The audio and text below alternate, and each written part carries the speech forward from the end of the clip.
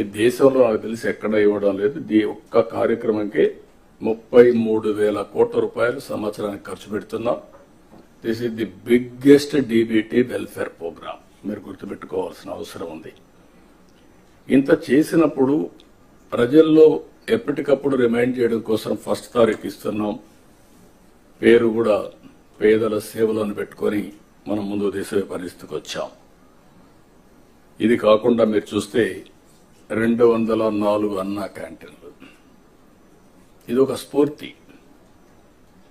NT Ramarao గారు ముఖ్యమంత్రిగా ఉన్నప్పుడు అన్నదానం టీటీడీలో ప్రారంభించారు. ఇప్పుడు అది 2,200 కోట్ల రూపాయలు కార్పస్ అయ్యి సర్ప్లస్ మనీ వచ్చింది.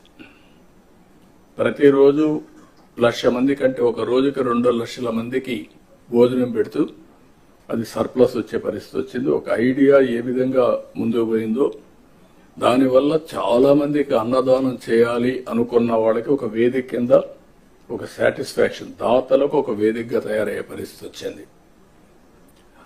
ఇంకొక పక్కన చూసి దీన్నే అన్నా క్యాంటీన్ని మీరందరూ కూడా శ్రద్ధ పెట్టి ఎప్పటికప్పుడు ఇన్స్పెక్ట్ చేయగలిగితే ఒక మోటివేషన్ వస్తుంది, ప్రజల్లో కూడా ఒక చైతన్యం వస్తుంది. ఇంకో పక్క దీపం.